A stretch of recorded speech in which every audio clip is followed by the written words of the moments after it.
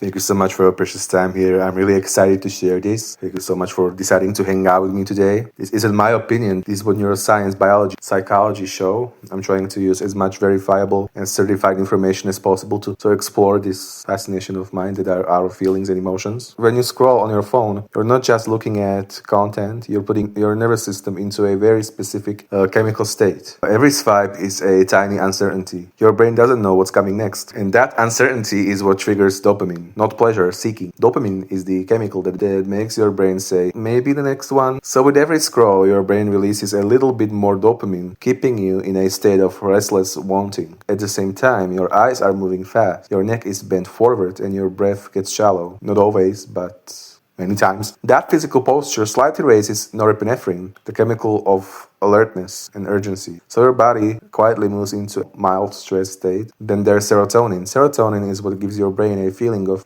being okay and complete. But when you're constantly exposed to better lives, stronger faces, more exciting stories, and endless novelty, serotonin drops because your brain starts to feel like something is missing. Not logically, chemically. While dopamine keeps you hunting, norepinephrine keeps you tense, and serotonin quietly drains. That combination feels like restlessness, later emptiness, later anxiety, later comparison, and a weird kind of emptiness, sadness, or black and white feeling, around you. Not because your life suddenly got worse, but because your chemistry shifted, and your chemistry is the main creator of your thoughts, your motivation, if you have hope, how you see your problems, how you solve your problems, how you respond to your problems, how you respond to your life, etc. And then the thinking brain steps in and asks, why do I feel this? So it blames your body, your past, your relationship, your future, everything, around your personal life that is sacred to you, and I'm not invading your privacy, no worries. But the feeling started in your nervous system. This is why scrolling can make you feel bad even when you're watching harmless things. Your brain is being trained into a chemical pattern that says seek, compare, stay alert, never settle. This doesn't mean phones are evil, even though, I don't know, if you want, argue with me. If you want, say phones are evil and you would throw them out. I don't care. I don't know what I think about our phones, if they are evil or not. I don't know. It just means, is all, that our brain wasn't built throughout evolution and biology for infinite novelty, and it's slowly making a little mess inside our brain because it drains certain chemicals and it makes imbalances.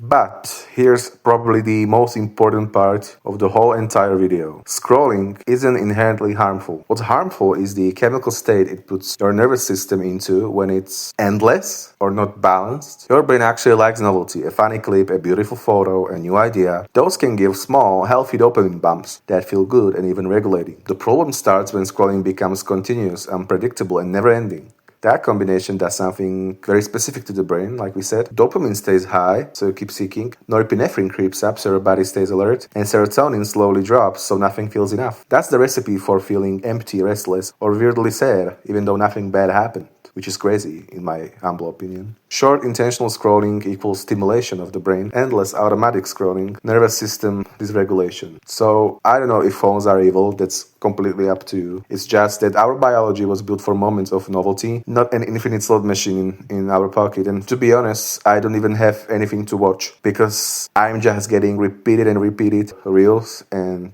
nothing that fascinates me anymore. Maybe if I use a different platform, but I'm not a huge fan of short 15 seconds of TikToks, reels, shorts, etc. But I'm not saying anything. You can watch anything you want. I really don't care about your private stuff, okay? Thank you so much for your precious time, truly from the bottom of my heart. Take care, especially take care. Feel free to keep hanging out with me and explore this fascination of mine called emotions and feelings. Feel free to keep hanging out with me, but absolutely no pressure. Take care. I wish you so much joy, strength, and resilience, truly from the bottom of my heart. And I can't wait to catch you soon.